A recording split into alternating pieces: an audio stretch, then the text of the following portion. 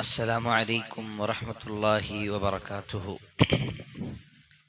إن الحمد لله نحمده ونستعينه ونستغفره ونؤمن به ونتوكل عليه ونعوذ بالله من شرور أنفسنا ومن سيئات أعمالنا. من يهده الله فلا مضل له ومن يضلله فلا هادي له، ونشهد أن لا إله إلا الله وحده لا شريك له، ونشهد أن محمدا عبده ورسوله.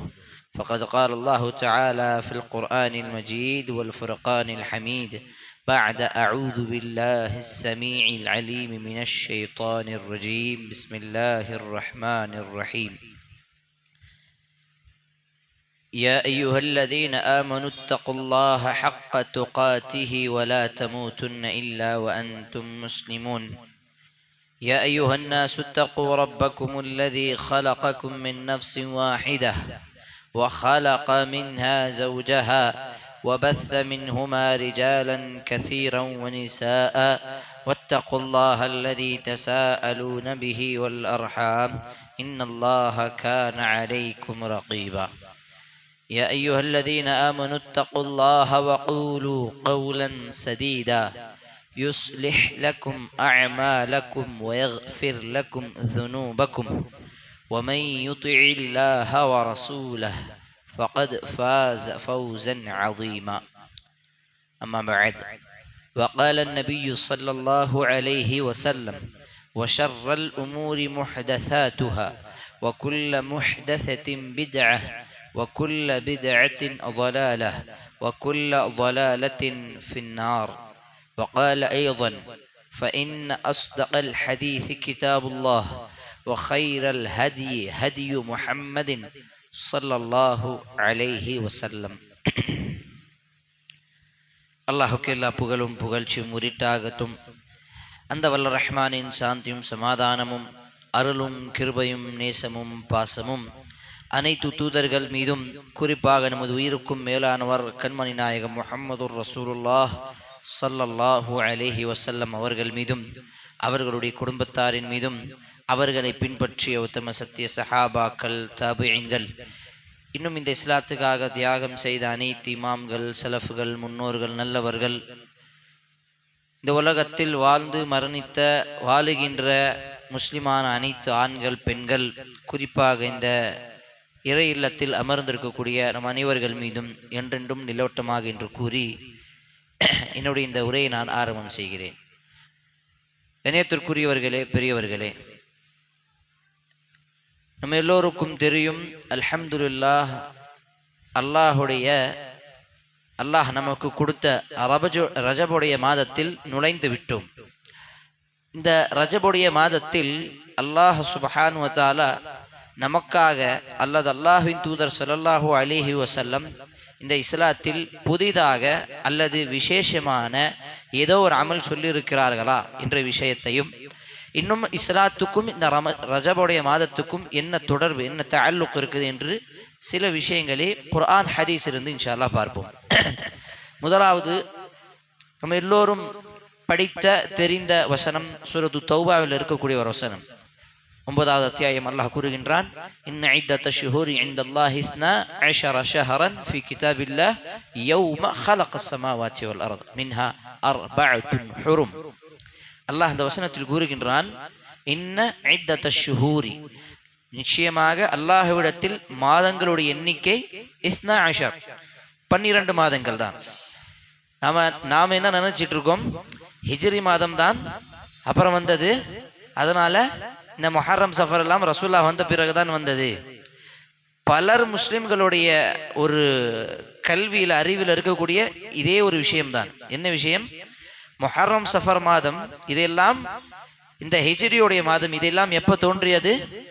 இந்த ஜிரோஜியன் கேலண்டர், இந்த ஈசா அலைஹிஸ்ஸலாம் அவர்களுக்கு பிறந்த இவர்களுடைய அந்த கேலண்டருக்கு பிறகுதான் நம்மளுடைய கேலண்டர் வந்தது என்று பல முஸ்லிம்கள் நம்பக்கூடிய விஷயங்கள் நாங்கள் பார்க்கின்றோம். அல்லாஹ் பாதுகாக்க வேண்டும். அல்லாஹ் தெளிவாக கூறுகின்றான், இன்ன இத்தத்த ஷுஹூரி இன்தல்லாஹி 12 ஷஹரன் ஃபீ கிதாபில்லாஹ். அல்லாஹுடைய புத்தகத்திலே 12 மாதங்கள் தான் என்று அல்லாஹ்வை தேர்வு செய்து விட்டான். பார்க்க போனால் அல்லாஹ் சொன்ன அந்த 12 மாதங்கள் தான் சில நபிமார்களுக்கு கொடுத்திருந்து, சில நபிமார்கள் அதற்கு பிறகு அதை அமல்படுத்தி, அல்லது சிலர் அதற்கு பிறகு அதை பின்தொடரி அவர்களும் தன்னுடைய 12 மாதங்களாக ஆக்கி கொண்டார்கள். இப்படிதான் வந்ததை தவிர இஸ்லாம் தான் பிறகு வந்தது, இஸ்லாத்துடைய இந்த மாதங்கள் தான் கடைசியில வந்தது என்று நம்பக்கூடிய விஷயம் தவறானது. அல்லாஹ் ஆரம்பத்திலே இதை நமக்கு சொல்லிவிட்டான். அதுவும் அல்லாஹுடைய புத்தகத்தில் ஃபீ கிதாபில்லாஹி. அல்லாஹுடைய புத்தகம் இந்த குர்ஆன் மட்டுமல்ல. அல்லாஹுடைய புத்தகம் என்று சொன்னால் லவ்ஹுல் மஹ்ஃபூஸ். அல்லாஹ் நமக்காக எல்லா விஷயங்களையும், இந்த உலகத்தில் தோன்றிய அத்துணை விஷயங்களும், இந்த உலகத்தில் நிகழக்கூடிய அத்துணை விஷயங்களும், மறுமை நாள் வரக்கூடிய அத்துணை விஷயங்களையும் அல்லாஹ் சுப்ஹானஹு வ தஆலா ஃபீ லவ்ஹிம் மஹ்ஃபூஸ் ஃபீ கிதாபிம் மக்னூன் என்று அல்லாஹ் பல வசனங்களில் கூறுகின்றான். அந்த ஏட்டில், அந்த புத்தகத்தில் அல்லாஹ் பதிவு செய்து விட்டான். ஃபீ கிதாபில்லாஹி.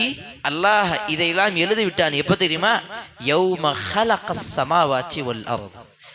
எப்போது இந்த வானங்கள் பூமிகள் படைக்கப்பட்டதோ, பிரிக்கப்பட்டதோ கூட கிடையாது.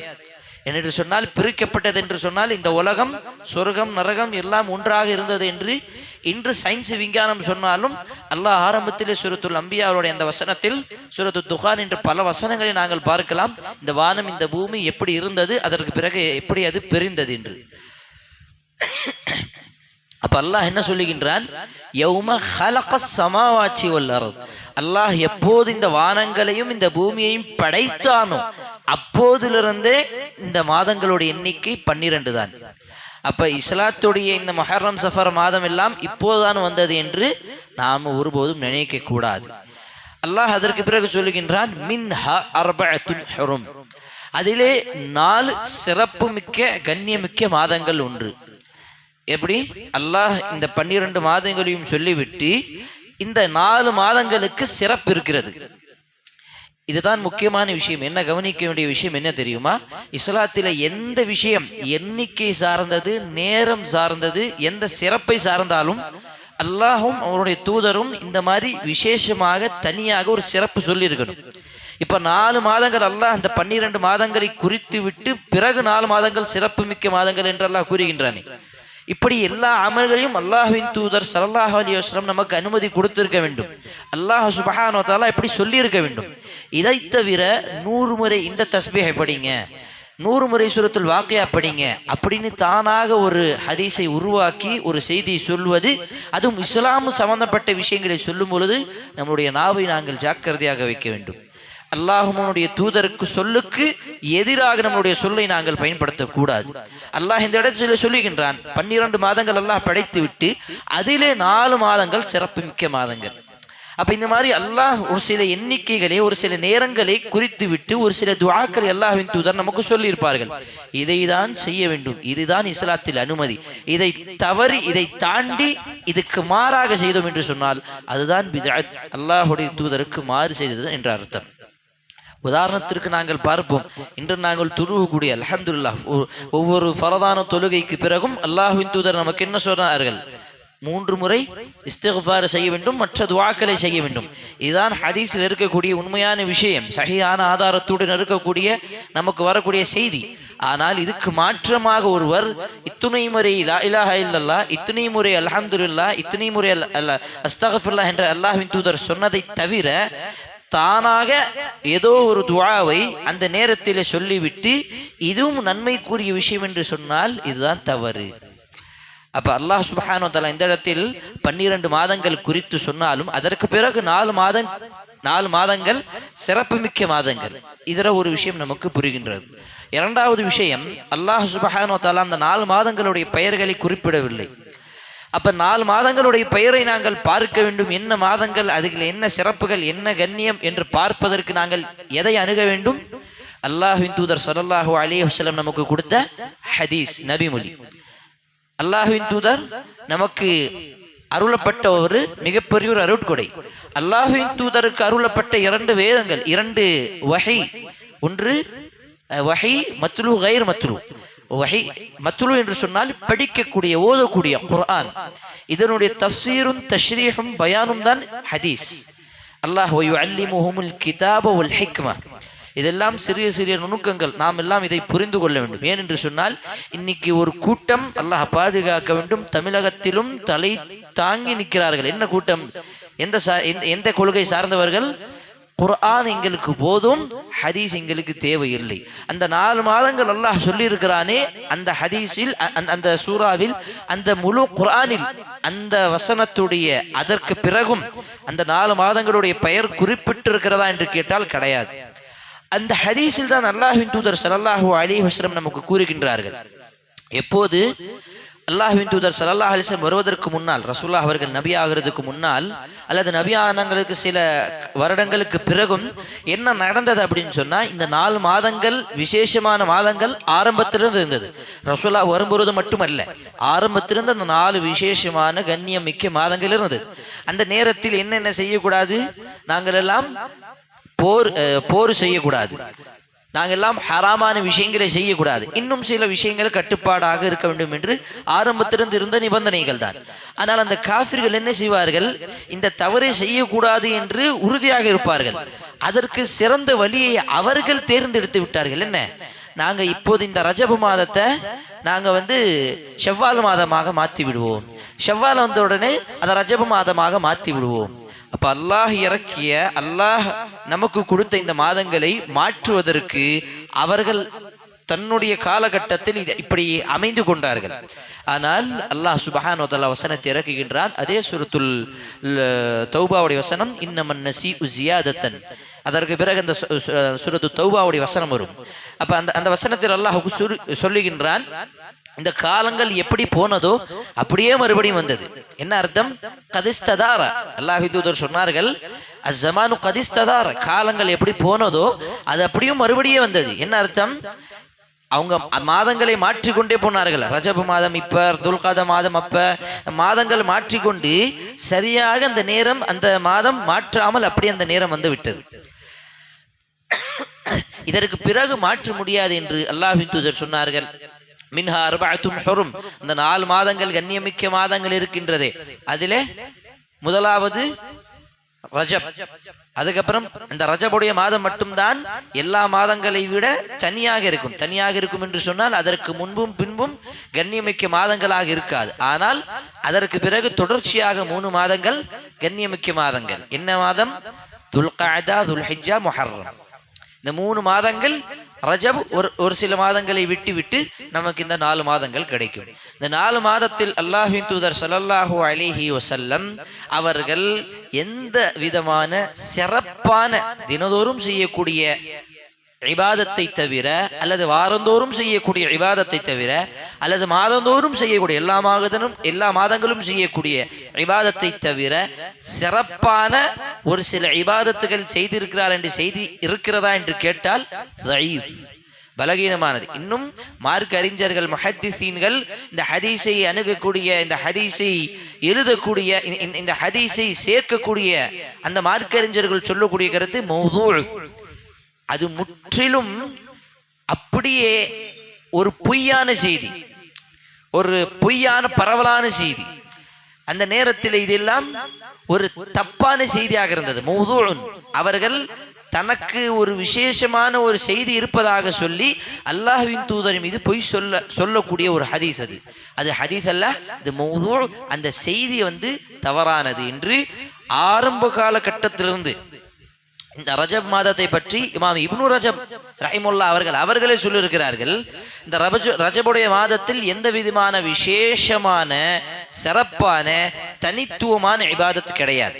இப்ப தனித்துவமான இபாதத் என்று பார்த்தால் முஹர்ரமுடைய மாதத்தில் நாங்கள் பார்க்கலாம். 10வது முஹர்ரம் அல்லாஹ்வின் தூதர் நோன்பு வைத்தார்கள், சிறப்பான ஒரு அமல் இருக்கிறது என்று நாங்கள் பார்க்கிறோம். ஷவ்வாலுடைய மாதத்தில் நாங்கள் பார்க்கின்றோம், ரஜபுக்கு பிறகும் ஷாபானுடைய மாதத்தில், ரஜபுக்கு பிறகு வரக்கூடிய மாதம், ரமதானுக்கு முன்பு வரக்கூடிய மாதம், அல்லாஹ்வின் தூதர் அதிகமாக நோன்பு வைப்பார்கள். ஷவ்வாலுடைய மாதத்தில் 6 சிறப்பான நோன்புகளை குறித்து நாங்கள் பார்க்கின்றோம். ஜுல்கஅதாவில் அல்லாஹ்வின் தூதர் அதிகமாக தற்செயலுமாக செய்த நிறைய உம்ராக்கள் இருக்கின்றது. துல்ஹிஜ்ஜாவுடைய மாதத்தில் நாங்கள் பார்க்கும் பொழுது ஹஜ்ஜுடைய கடமைகளும் பெருநாளும் இருக்கின்றது. அப்ப இந்த மாதிரி தனித்துவமான சிறப்பான ஒரு விசேஷமான ஒரு அமல் அல்லாஹ்வின் தூதர் நமக்கு சரியான ஹதீஸ் ஆதாரத்துடன் வரக்கூடிய செய்தி இதெல்லாம் இருக்கின்றது. ஆனால் ரஜபுடைய மாதத்தை பொறுத்து இந்த மாதிரி எந்த சஹீஹான ஆதாரத்துடன் எந்த செய்தியும் கிடையாது. இதை குறித்து ஆரம்ப காலகட்டத்தில் இருக்கக்கூடிய பல மார்க்கறிஞர்கள் இதை எச்சரித்தார்கள். எந்த விஷயத்தில் தெரியுமா? இந்த ரஜபுடைய முடிவில் கடைசியில் ஒரு மிகப்பெரிய ஒரு பிதாத் செயலை உருவாக்குவார்கள். அந்த பிதாத் ஆரம்பத்திலிருந்து இருந்தது. 200 நூற்றாண்டிலே நாங்கள் பார்க்கும் பொழுது இந்த பிதாத் உருவாகிவிட்டது. என்ன பிதாத் தெரியுமா? 27 ரஜப் மேராஜ் பயணம், மேராஜ் தினம் என்று அந்த நேரத்திலே அந்த தினத்திலே சிறப்பான ஒரு நோன்பு வைப்பது, அந்த இரவில் சிறப்பான ஒரு மஜ்லிஸை உருவாக்குவது, அந்த நேரத்தில் சிறப்பான ஒரு இபாதத்துகளை செய்வது. இதுக்கும் இஸ்லாத்துக்கும் எந்த சம்பந்தமும் கிடையாது. அல்லாஹ்வின் தூதர் இப்படி சொன்ன எந்த விதமான ஹதீஸும் நமக்கு வரவில்லை. சஹீஹான ஹதீஸ் ஆதாரத்துடன் இப்படிப்பட்ட ஒரு செய்தியே கிடையாது. இமாம் இப்னு தைமியா ரஹ்மத்துல்லாஹி அவர்கள் சொல்லுகிறார்கள், அல்லாஹ்வின் தூதர் ஸல்லல்லாஹு அலைஹி வஸல்லம் மிஅராஜுக்கு போனது உண்மைதான். அந்த விஷயத்தில் எந்த விதமான சந்தேகம் கிடையாது. சஹீஹான ஹதீஸ் புகாரி முஸ்லிம் வரக்கூடிய சஹீஹான ஹதீஸ், அந்த விஷயத்தில் சந்தேகமே கிடையாது. மிஅராஜ் பயணத்தில் அல்லாஹ்வின் தூதருக்கு மிகப்பெரிய ஒரு சிறப்பு கிடைத்த தொழுகை, இன்னும் மற்ற நபிமார்களை பார்த்தது. அதே போன்று இஸ்ரா வ மிஅராஜ், இஸ்ரா என்று சொன்னால் இரவு பயணம், இரவு நேரத்தில் பைத்துல் முக்கத்திஸில் அல்லாஹ்வின் தூதர் போன செய்தியும், பைத்துல் முக்கத்திஸிலிருந்து புர்ராக் மூலமாக சிதரத்துல் முன்தஹா வரை அல்லாஹ்விடம் பேசக்கூடிய செய்தியும், எல்லா செய்தியும் உண்மைதான். இதெல்லாம் ஒரே இரவில் நடந்த விஷயம்தான் என்று குர்ஆன் சாட்சி சொல்கிறது. சூரத்துல் இஸ்ரா 17வது அத்தியாயம் முதல் வசனம் படிங்க. சுப்ஹானல்லதி அஸ்ரா பிஅப்திஹி லைலம் மினல் மஸ்ஜிதில் ஹராமி இலல் மஸ்ஜிதில் அக்ஸா. சுப்ஹான், அவன் கண்ணியமிக்கவன், அவன் பரிசுத்தமானவன். அவன் எப்படிப்பட்டவன் தெரியுமா?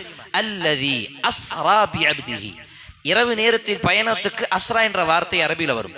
அஸ்ரா பிஅப்திஹி, இரவு நேரத்தில் தன்னுடைய அடியானை பயணம் செய்ய வைத்தான். எப்படி? எங்கிருந்து? மினல் மஸ்ஜிதில் ஹராம் இலல் மஸ்ஜிதில் அக்ஸா. அப்ப இந்த ஹதீஸ், இந்த செய்தி நமக்கு அல்லாஹ்வின் தூதர் சொல்லக்கூடிய இதனுடைய விளக்கம் நமக்கு தெளிவாக தெரிகின்றது. ரஜபுடைய மாதத்தில் இந்த மாதிரி நடந்தது நமக்கு எந்த விதமான ஹதீஸ் இல்லை. ஆனால் ஒரு மிஅராஜ் பயணம், ஒரு இஸ்ரா பயணம் நடந்திருக்கிறது. இந்த ஹதீஸ், இந்த குர்ஆன் வசனம் நமக்கு தெளிவாக ஆதாரமாக இருக்கின்றது. அப்ப அந்த 27 ரஜபுடைய மாதத்தில் நாங்கள் பார்க்கின்றோம், அல்லாஹ் பாதுகாக்க வேண்டும், பள்ளிவாசல்களை அலங்கரிப்பது, புது ஆடை அணிவது, அல்லது அந்த நேரத்திலே சிறப்பான ஒரு நோன்பு வைப்பது, அந்த நேரத்திலே பலவிதமான இபாதத்துகளை செய்வது, இப்படிப்பட்ட எந்த இபாதத்துகளையும் அல்லாஹ்வின் தூதர் ஒருபோதும் சொன்னதும் கிடையாது, அங்கீகரித்ததும் கிடையாது, எந்த சஹாபாக்களும் செய்தது கிடையாது. அல்லாஹ்வின் தூதர் ஸல்லல்லாஹு அலைஹி வஸல்லம் வாழ்ந்த காலம் வரை சஹாபாக்கள் 110 ஹிஜ்ரி வரை ஒரு சஹாபி, கடைசி சஹாபி வாழ்ந்த காலம் எப்ப? 110 ஹிஜ்ரி. அல்லாஹ்வின் தூதர் 10வது ஹிஜ்ரியில் ஒரு ஹதீஸை சொன்னார்கள், இதற்கு பிறகு 100 வருடம் கழித்து உங்களில் எல்லோரும் மரணித்து விடுவார்கள். அபு வாஸ்லா சொல்லக்கூடிய துஃபைல் பின் ஆமிர் சொல்லக்கூடிய ஒரு சஹாபி மக்காவிலே மரணிக்கிறார். ஒரு ரிவாயத்தில் வரக்கூடிய செய்தி 110வது ஹிஜ்ரியில் கடைசி சஹாபி மரணிக்கிறார்கள். அதுவரை அந்த 110 ஹிஜ்ரி வரை எந்த சஹாபியும் இந்த மாதிரி செய்தி சொன்னதோ செய்ததோ, அல்லாஹ்வின் தூதர் சொன்ன மாதிரி ஹதீஸை அறிவிக்கதோ, இந்த மாதிரி எந்த விஷயமும் கிடையாது. 200 நூற்றாண்டுக்கு பிறகுதான், இந்த 2வது நூற்றாண்டுக்கு பிறகுதான் இந்த விஷயங்கள் எல்லாம், இந்த பித்அத்துகள் எல்லாம் ஆரம்பிக்கப்படுகிறது. என்று சொன்னால் அந்த நேரத்தில் ஃபித்னாக்கள் அதிகமாகிவிட்டது. ஒவ்வொரு இடத்திலும் ஒவ்வொரு குழப்பங்கள், ஒவ்வொரு இடத்திலும் ஒவ்வொரு ஜமாஅத்துகள், ஷியா, ஒவ்வொரு ஹவாரிஜ், முர்தஜியா, இந்த மாதிரி முஅத்தஸிலா, அஷரியா, இந்த மாதிரி பல பிரிவினைகள் உண்டாகிவிட்டது. ஒவ்வொரு இடத்திலும் ஒவ்வொரு பித்அத்துகள் உருவாகிவிட்டது. அந்த நேரத்தில் ஹதீஸை சரியாக அறிவிக்கக்கூடியவர்கள் ஒரு சில இடங்களில் ஒரு சில இமாம்கள் மட்டும்தான் இருந்தார்கள். அவர்கள் அந்த நேரத்தில் இந்த ஹதீஸ்கள் எல்லாம் அறிவித்து சொல்லுகிறார்கள், இதெல்லாம் மௌது, இது எல்லாமே முன்கர் ஹதீஸ். இது எல்லாமே ஆதாரபூர்வமாக ரசூலுல்லாஹ்விடம் சொன்ன செய்தியே கிடையாது. ரஜபுடைய மாதத்தில் தான் இந்த பயணம் நடந்திருக்கிறது என்று எந்த விதமான சஹீஹான உண்மையான ஆதாரம் நம்மிடம் இல்லை. இமாம் முஸ்லிம் ரஹ்மத்துல்லாஹி அவர்களே இது சம்பந்தமாக ஒரு ஹதீஸ், இது மேராஜ் சம்பந்தமாக ஒரு ஹதீஸை பதிவு செய்கிறாங்க. சஹீஹ் புகாரி முஸ்லிமில் இருக்கக்கூடிய ஹதீஸ். இமாம் முஸ்லிம் ரஹிமத்துல்லாஹி அவர்கள் இந்த ஹதீஸை எல்லாம் தொகுத்து விட்டு சென்று விட்டார்கள். அதற்கு பிறகு இமாம் நபவி ரஹ்மத்துல்லாஹி அவர்கள், யார் இவர்?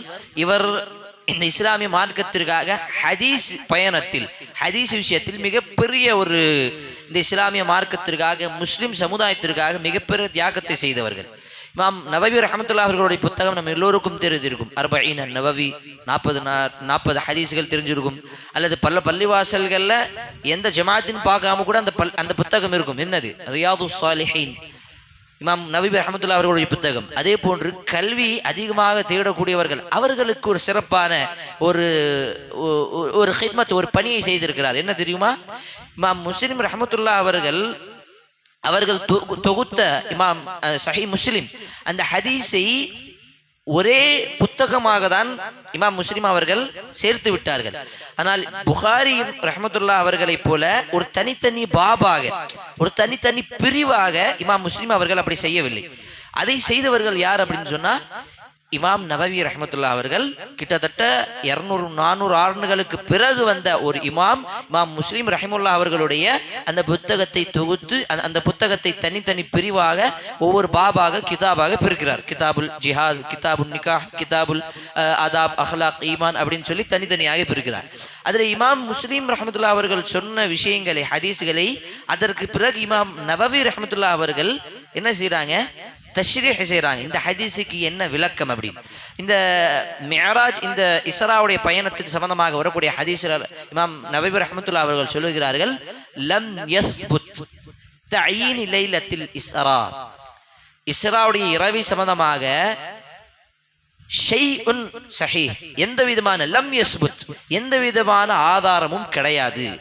மிஅராஜ் இஸ்ராவுடைய பயன் சம்பந்தமாக தயீன் அப்படின்னு சொன்னா குறிப்பிட்ட தேதி, அந்த நேரம் அப்படின்னு எந்த விதமான ஹதீஸே நமக்கு வரவில்லை. இமாம் இப்னு தைமியா ரஹ்மத்துல்லாஹி அவர்களும் இதே கூறுகிறார்கள்.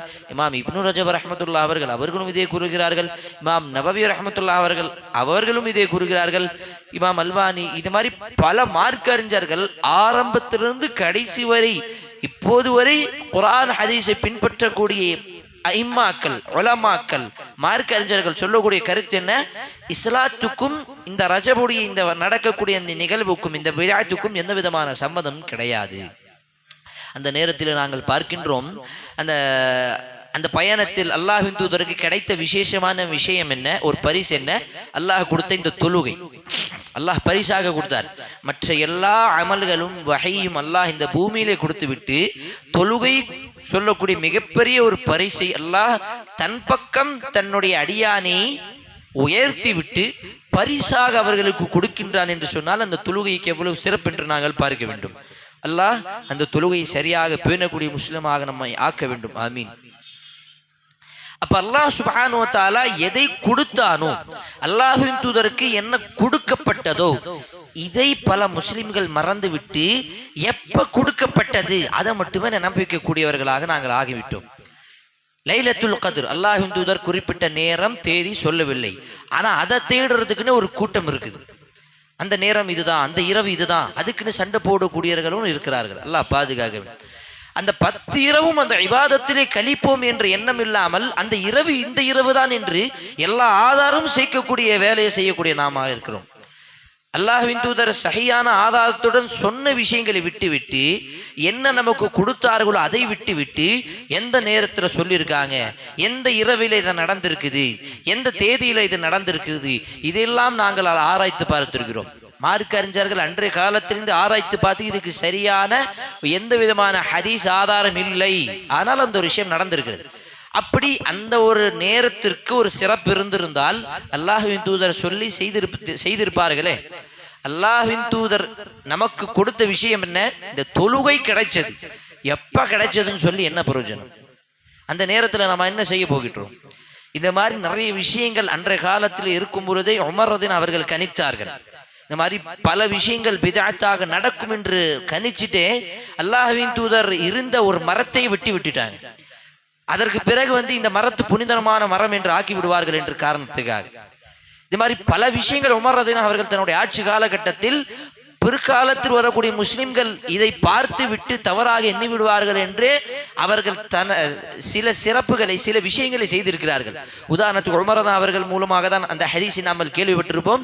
அவர்கள் ஹஜ்ருல் அஸ்வதை வெறும் தூரமாக கையை காட்டுவாங்க. ஆனா இன்னைக்கு நம்ம என்ன செய்யறோம், அதை தொடுறதுக்குன்னு சண்டை போட்டு போறோம். எப்படியாவது தொடணும், எப்படியாவது கையை தொடணும். அல்லாஹு அக்பர். உமர் அவர்கள் சொன்னார்கள், எனக்கு உன்னிடத்தில் எந்த விதமான சிறப்பெல்லாம் தெரியல, அல்லாஹ்வின் தூதர் உன்னை முத்தமிடுவதை நான் பார்த்தேன், அதனால உன்னை முத்தமிடுறேன், அவ்வளவுதான்.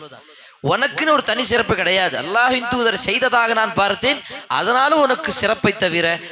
பல சஹாபாக்கள் வாய்ப்பு கிடைக்கவில்லை என்று சொன்னால் தூரமாக கையை காமிச்சுட்டு அப்படியே கிளம்பிடுவாங்க. நம்மை போல சண்டை போட்டுக்கிட்டு பிரச்சனை பண்ணி இங்க எங்க தள்ளி விட்டுக்கிட்டு இன்னைக்கு பார்க்கணும், அல்லாஹ் பாதுகாக்க வேண்டும். எல்லாம் நடந்துட்டு இருப்பாங்க, மேலேருந்து தாவி வராரு அந்த ஹஜ்ருல் அஸ்வத கையை பார்க்கறதுக்கு தொடறதுக்கு. அப்ப இதுக்கும் இஸ்லாத்துக்கும் என்ன சம்பந்தம்? அப்ப இந்த ரஜபுடைய மாதத்திலும் இப்படிதான். இந்த 27 இந்த ரஜபுடைய இரவில் நோன்பு வைக்க வேண்டும். பள்ளிவாசலை அலங்காரம் செய்து லைட் எல்லாம், அல்லாஹு அக்பர், அல்லாஹ் பாதுகாக்க வேண்டும். ஒரு இபாதத்து நினைச்சிட்டு ஹராமான விஷயங்களை செய்து கொண்டிருக்கிறோம். நினைக்கக்கூடியவர்கள் மக்கள் என்ன நினைக்கிறார்கள், அந்த நேரத்தில் அந்த விஷயம் செய்வது இபாதத், அது செய்வதன் மூலமாக நன்மை கிடைக்கும். ஆனா செய்வது என்ன? நன்மைக்கு பதிலாக பாவமான காரியங்களை செய்து கொண்டிருக்கிறார்கள்.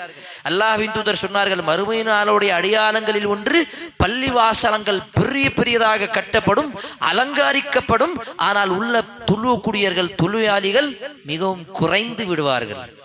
ரசூலுல்லாஹ்வுடைய காலகட்டத்தில் இவ்வளவு இரும்பு, இவ்வளவு இந்த ஸ்ட்ராங்கான பள்ளிவாசல் கிடையாது. ஸ்ட்ராங்கான பள்ளிவாசல் இல்லைனாலும் தொழுவக்கூடியவங்க எல்லாம் ஸ்ட்ராங்கா தான் இருந்தாங்க. ஆனா இன்னைக்கு பள்ளிவாசல் ஸ்ட்ராங்கா இருக்கு, தொழுவக்கூடிய நாம் நம்முடைய ஈமான் தான் பலகீனமா இருக்குது. பள்ளிவாசலுடைய சஃப்புகள் இன்னும் நிரப்பாம தான் இருக்கிறது. காரணம் என்ன?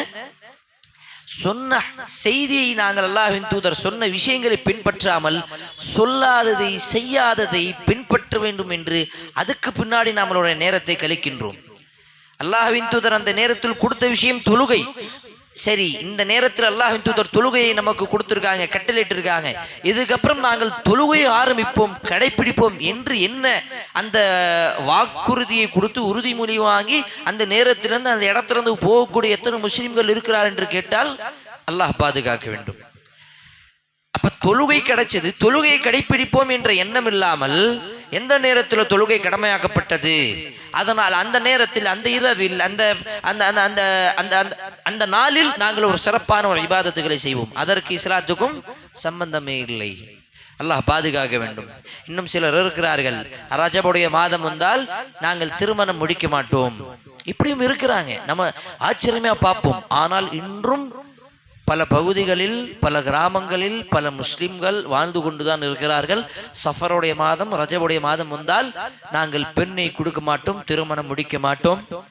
அல்லாஹ் பாதுகாக்க வேண்டும்.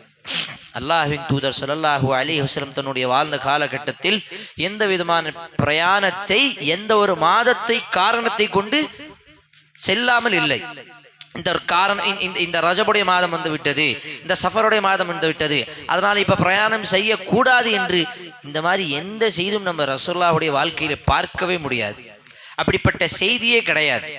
ரசூலுல்லாஹ் அவர்கள் அப்படி சொன்னதாகவும் செய்ததாகவும் அல்லது சஹாபாக்கள் இதை செய்து அதை அங்கீகரித்ததாகவும் அல்லது பிறகு சஹாபாக்கள் செய்ததாகவும் இந்த மாதிரி எந்த ஆதாரமுமே கிடையாது. அதற்கு பிறகு இதை மக்கள் உருவாக்கி விட்டார்கள்.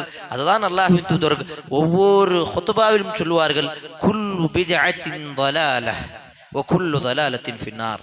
மார்க்கத்தில் புதிதாக உருவாக்கப்படக்கூடிய விஷயம், இபாதத் என்று நினைத்து உருவாக்கப்படக்கூடிய விஷயம் எல்லாம் வழிகேடுகள். வ குல்லு பித்அத்தின் ضلالஹ் வ குல்லு ضلالத்தின் ஃபின்னார். எல்லா வழிகேடுகளும் நரகத்துக்கு செல்லும். அல்லாஹ்வுடைய தூதரும் சொல்லாத, செய்யாத, அங்கீகரிக்காத, அவர்கள் மற்றவர்களுக்கு சொல்லாத அந்த மாதிரி விஷயங்களை நாங்கள் மார்க்கம் என்று நினைத்து செய்வது, இது முற்றிலும் அல்லாஹ்வின் தூதர் சொன்னார்கள் எனக்கு மாறு செய்வதற்கு சமம். அல்லாஹ்வின் தூதர் சொல்லாத விஷயத்தை செய்ய நாங்கள் அவ்வளவு ஆசைப்படுறோம், சொன்ன விஷயங்களை வேணுமென்று விட்டு விடுகின்றோம். ரசூல்லா தாடி வைக்க சொல்றாங்க, ரசூல்லா ஒரு சஹாபியை தாடி வைக்கிறேன்னு கோபமாக பேசுறாங்க. அதுக்கப்புறம் அந்த முகத்தை பார்க்க ரசூல்லா ஆசைப்படலை. அதுக்காக எத்தனை இளைஞர்கள் எத்தனை முஸ்லிம்கள் துடிக்கிறாங்க சொல்லுங்க பாப்போம். இல்லா மாஷா அல்லாஹ், அல்லாஹ் பாதுகாத்த நல்ல சாலிஹான ஆண்களும் இருக்கிறாங்க. ஆனாலும் ஒரு வேலை வந்துருச்சு, தாடி எடுத்துதான் ஆகணும் அப்படின்னு சொன்னா வேலையா சுண்ணாவா என்று பார்க்கும் பொழுது பல இளைஞர்கள் அந்த நேரத்தில் வேலைக்காக சுண்ணாவை முழுமையாக வெட்டி விடக்கூடிய, முழுமையாக துண்டித்து விடக்கூடிய இளைஞர்களை நாங்கள் பார்க்கின்றோம். அல்லாஹ் பாதுகாக்க வேண்டும். அப்ப இந்த ரஜமுடைய மாதத்தில் ஒரு பிரயாணத்தை தடுக்கக்கூடிய அளவுக்கு இதுல எந்த விதமான ஒரு விசேஷமான அல்லது ஒரு இதை சகுனமாக நினைப்பது அல்லது இது தவறாக நினைப்பது இஸ்லாத்துக்கும் இதுக்கும் சம்பந்தமே இல்லை. அல்லாஹ்வின் தூதர் அடிக்கடி சொன்னார்கள், லா அத்வா வலா சியாரா வலா ஹாமத்த வலா சஃபரா. என்ன, எந்த நோயும் அல்லாஹ்வுடைய அனுமதியை கொண்டு பரவாது. நோய் இருக்குது, இவருக்கு நோய் இருக்குது, இவரு கூட உட்காராதீங்க, பரவிடும். அப்படி அல்ல. அய்யூப் அலைஹிஸ்ஸலாம் எத்தனை வருடம் படுக்கையில் இருந்தாங்க. அவர்களை பார்த்தவர்கள் யார்? அவர்களுடைய மனைவி தான். அவர்களுடைய மனைவிக்கு எந்த நோய் வந்து விட்டதா என்று எந்த ஹதீஸாவது நாங்கள் கேள்விப்பட்டிருப்போமா? கிடையாது. அல்லாஹ்வுடைய அனுமதி இருந்தால்தான் அது வரும். அல்லாஹ்வுடைய அனுமதி இல்லை என்று சொன்னால் வராது. அப்போ ஒரு நோய் தொற்று நோயாக, அது பரவக்கூடிய நோயாக இல்லை. லா அதுவா வலா சியரா. ஒரு பறவை கொண்டு வந்து அதுல சகுனம் பார்ப்பது அரபுகள்ல நிறைய நடக்கும். நம்மளுடைய நாட்டிலும் சரி, ஆரம்ப காலகட்டத்திலாம். ஆனா அரபுல பொதுவா நிறைய நடக்கக்கூடிய விஷயம் என்ன தெரியுமா? ஒரு பறவைய நடுவுல தூக்கி போடுவாங்க. இந்த பறவை ஒவ்வொரு காரியத்துக்கு முன்பாக அந்த காரியம் நல்லதா கெட்டதா என்று தீர்மானிப்பது அந்த பறவை பறக்கக்கூடிய திசையை பார்த்துதான். நடுவுல பறக்க வைப்பாங்க. அந்த பறவை வலது பக்கம் போனுச்சுன்னா இந்த காரியத்தை செய்யலாம், இடது பக்கம் போச்சுன்னா இந்த காரியம் விளங்காது, செய்யக்கூடாது அப்படின்னு நிப்பாட்டிடுவாங்க. குறுக்குல பூனை போச்சு, காக்கா போகுது, எதையோ இஸ்லாத்தையும் அதையும் தொடர்பாக வைத்து அதை செய்யாமல் ஹராம் என்று நினைக்கிறார்கள். அதுக்கும் இஸ்லாத்துக்கும் எந்த விதமான சம்பந்தமும் கிடையாது. வலா அதுவா வலா சஃபரா வலா தியரா. எந்த ஒரு பிரயாணம், எந்த ஒரு சஃபர் மாதமும் இந்த மாதிரி சகுனம் செய்யக்கூடிய ஒரு பலகீனமாக அல்லது ஒரு தவறான ஒரு மாதமாக, இதுல நமக்கு இவ்வளவு நோய் வந்துடும், இவ்வளவு கஷ்டம் வந்துடும், அல்லது இந்த மாதத்துல திருமணம் செய்யக்கூடாது, இந்த மாதத்துல திருமணம் செய்தால் நமக்கு குழந்தை வாக்கியம் கிடைக்காது, அல்லது நம்ம திருமணத்தில் பரக்கத்து இருக்காது, இதெல்லாம் நம்பக்கூடிய முஸ்லிம்கள் இன்றும் நம்மிடத்தில் இருக்கிறார்கள். அல்லாஹ் அவர்களுக்கு நேர்வழி கொடுக்க வேண்டும். இதை நம்பினால் நமக்கு அல்லாஹுடைய இருக்கக்கூடிய அந்த ஈமான், அந்த தவக்கல் இருக்குது இல்லையா, அதுல நாங்கள் பலகீனமாக இருக்கின்றோம் என்றுதான் அர்த்தம். நம்மளுடைய எண்ணம், நம்மளுடைய தவக்குல் ஈமான் எல்லாம் அல்லாஹ்விடத்தில் குறைந்து விட்டு ஒரு மாதத்தில், ஒரு பிரயாணத்தில், ஒரு பெயரில் அல்லது ஒரு செயலில் நம்மளுடைய நம்பிக்கை அதிகமாகிவிடும் இல்லையா? ஒரு பிரயாணத்துல அவ்வளவு தாக்குதல் இருக்கிறது, அவ்வளவு உண்மை இருக்கிறது என்று சொன்னால் அல்லாஹ்வின் தூதர் சொல்லி இருப்பார்கள், இந்த மாதத்தில் அதிகமாக பிரயாணம் செய்யுங்கள், இந்த மாதத்தில் பிரயாணம் செய்யாதீர்கள், அல்லாஹ் அந்த நேரத்தில் நிறைய அதாபுகளை கொடுப்பான். ஏதாவது ஒரு ஹதீஸ் நமக்கிட்ட வந்திருக்கும். எந்த விதமான ஹதீஸ் கிடையாது. அல்லாஹ்வின் தூதர் ரஜபுடைய மாதத்தில், சஃபருடைய மாதத்தில் எத்துணை பிரயாணங்கள், எத்துணை திருமணங்கள் அல்லாஹ்வின் தூதர் இந்த விசேஷமான தினங்களுக்காக சொல்லி செய்திருக்கிறார்கள் என்று கேட்டால் கிடையாது. அப்ப ரசூலுல்லாஹி ஸல்லல்லாஹு அலைஹி வஸல்லம் ரஜபும் சஃபரும் இந்த மாதிரி எல்லா மாதங்களையும் அல்லாஹ்வின் தூதர் ஒரு பீடமான மாதமாக, ஒரு சகுனம் பெற்ற ஒரு மாதமாக, அல்லது அபசகுனம் என்னும் சொல்லுவாங்க இல்லையா, இது எல்லாம் இஸ்லாத்துக்கும் இதுக்கும் சம்பந்தமே கிடையாது. அல்லாஹ் பாதுகாக்க வேண்டும். இன்னும் பல பிராத்துக்களை ரஜபுடைய மாதத்தில் ஆரம்பிக்கும். ஒரு சில துஆக்கள் ஆரம்பிப்பாங்க. அல்லாஹும்ம பல்லிகனா ரஜப வ ஷஅபான் வ ரமதான். புதிய புதிய துஆக்கள்.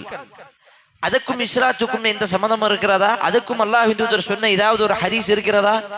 எந்த விதமான ஹதீஸும் நமக்கு சஹீஹான ஹதீஸ் ஆதாரத்துடன் நமக்கு வரவில்லை. ரஜபுடைய மாதத்தில் நாம் செய்யக்கூடிய, மாதந்தோறும் செய்யக்கூடிய அமல்கள் அதுவே போதுமானது.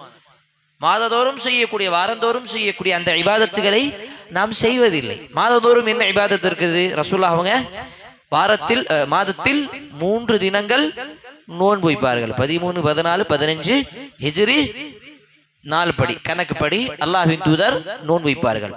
இன்னைக்கு எத்துணை வீட்டில் எத்துணை நபர்கள் இந்த நோன்பை ஐயாமுல் பீது சொல்லக்கூடிய அந்த நோன்பை கடைபிடிக்கிறார்கள்?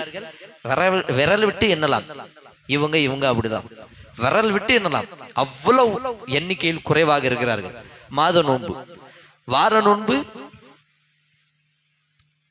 வியாழக்கிழமும் திங்கட்கிழமையும் அல்லாஹ்வின் தூதர் நோன்பு வைப்பார்கள். இதை எத்தனை பேர் கடைபிடிக்கக்கூடியவர்களாக இருக்கிறார்கள்? கிடையாது.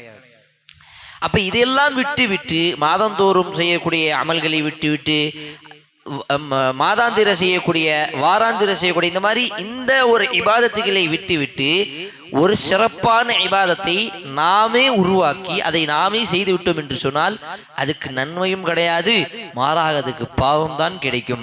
அதுதான் நமக்கு நரகத்தில் செல்லக்கூடிய ஒரு காரணமாக கூட அமையலாம். அல்லாஹ் பாதுகாக்க வேண்டும். அப்ப அன்புக்குரியவர்களே, சகோதரர்களே, பெரியோர்களே, ரஜபுடைய மாதத்தில் அல்லாஹ்விடத்தில் எல்லா மாதங்களும் இருக்கிறது போல அல்லாஹ்விடத்தில் நெருங்குவதற்காக என்ன அமல்களை செய்யலாம் என்று நாங்கள் அதை அதிகமாக செய்ய ஆரம்பிக்க வேண்டும். எந்த எண்ணிக்கை இல்லாமல், எந்த ஒரு நேரம் குறித்து இல்லாமல், உங்களுக்கு பிரயாணம் செய்யணும், இந்த நேரத்தில் செய்யலாம், ஆனா இந்த நேரத்தில் இந்த பிரயாணம் செய்யணும், இந்த நேரத்தில் இவ்வளவு துஆ படிக்கணும் அப்படின்னு குறிச்சு செய்யக்கூடிய செயலுக்கு நமக்கிட்ட ஆதாரம் வேணும். அல்லாஹ்வின் தூதர் சொன்னது அல்லது சஹாபாக்கள் செய்ததை ரசூல் அங்கீகரித்தது, அல்லாஹ் குர்ஆனில் அனுமதித்தது, இதெல்லாம் இல்லாமல் ஒரு சிறப்பான ஒரு அமலை நாங்கள் செய்கின்றோம், அதுக்கு ஆதாரம் இல்லை என்று சொன்னால் அதுதான் பித்அத்.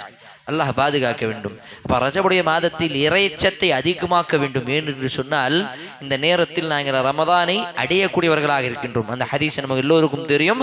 ரமதானுடைய மாதத்துக்கு முன்பாக மரணித்தவரும் ரமதானுடைய மாதத்தில் மரணித்தவர்கள் அந்த இரண்டு நபர்களையும் அல்லாஹ்வின் தூதர் ஸல்லல்லாஹு அலைஹி வஸல்லம் அவர்கள் என்ன சொல்கிறார்கள்?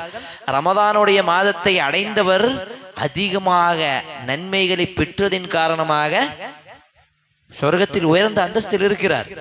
ஷஹீதாகப்பட்டாலும் அவருக்கு ரமதான் கிடைக்கவில்லை என்று சொன்னால் நன்மையில் குறைவு இருக்கும். ஆனால் ரமதானுடைய மாதம் வந்துவிட்டால் நன்மைகள் அதிகமாக கிடைக்கக்கூடிய மாதமாக இருக்கும். அப்ப சஹாபாக்கள் இந்த ரமதானுடைய மாதத்தில் எப்படியாவது அமல்களை செய்யக்கூடியவர்களாக, அந்த ரமதானுடைய மாதத்தை அடையக்கூடியவர்களாக, அதற்கு முன்பாகவே தன்னுடைய சிறிய சிறிய பெரிய பெரிய தெரிந்த முன்பு எல்லா பாவங்களையும் விட்டு விடக்கூடியவர்களாக இருந்தார்கள். அதை விட்டு புது புது பிதஅத்துகள் உருவாக்கக்கூடியவர்களாக தான் நாம் இருக்கிறோம். அல்லாஹ் பாதுகாக்க வேண்டும். செய்ய பாவங்களை விட்டு விட்டு கொடுத்த இந்த தொழுகையை சரியாக நிறைவேற்றக்கூடிய முஸ்லிமாக இருக்கணுமே தவிர இந்த தொழுகை காண்டி பல இபாதத்துகளை புது புது விஷயங்களை உருவாக்கி இஸ்லாம் என்ற போர்வை, இஸ்லாம் என்ற பார்வையில் அந்த விஷயங்களை செய்வது நமக்கு தகுதியான ஒரு அமல் கிடையாது. இது நமக்கு சரியான ஒரு அமல் கிடையாது. அல்லாஹ் பாதுகாக்க வேண்டும். ரஜபாக இருக்கட்டும், எந்த மாதமாக இருக்கட்டும், அல்லாஹ்வின் தூதர் சொன்ன செய்தி நமக்கு ஆதாரபூர்வமாக இருந்தால் செய்யலாம், இல்லை என்று சொன்னால் அதை செய்யக்கூடாது. அல்லாஹ் இதேதான் தெளிவாக சொல்கின்றான். ஒமா ஆத்தாக்குமுர் ரசூலு ஃபஹுது. அல்லாஹ்வின் தூதர் உங்களுக்கு என்ன கொடுக்கின்றார்களோ அதை எடுத்துக்கொள்ளுங்கள். ஒமா நஹாக்கும் அன்ஹு ஃபன்தஹு. எதை அவர்கள் விட்டு தடுக்கின்றார்களோ அதை விட்டு விலகியிருங்கள். இதுதான் ஒரு முஸ்லிமுடைய நிலைப்பாடாக இருக்க வேண்டும். ரஜபுடைய மாதமாக இருந்தாலும் அல்லது அடுத்து வரக்கூடிய ஷஅபானுடைய மாதமாக இருந்தாலும் சரி, வல்லல்லாஹு ரஹ்மான் அனைவருக்கும் இந்த மாதத்தில் அல்லாஹ்வுடைய அருட்கொடையை அதிகமாக, அல்லாஹ்வுக்கு அதிகமாக நன்றி செலுத்தக்கூடிய ஒரு முஸ்லிமாக இந்த ரமதானுடைய மாதத்தை அடையக்கூடியவர்களாக அல்லாஹ் நம்மை ஒவ்வொருவரையும் ஆக்கி அருள் புரிவானாக. ஆமீன். வஅகூலு கௌலி ஹாதா வஸ்தக்ஃபிருல்லாஹ லீ வலக்கும் வலிசாயிரில் முஸ்லிமீன் மின் குல்லி தம்பின் ஃபஸ்தக்ஃபிருஹு இன்னஹு ஹுவல் கஃபூருர் ரஹீம். வஸ்ஸலாமு அலைக்கும் வரஹ்மத்துல்லாஹி வபரகாத்துஹு.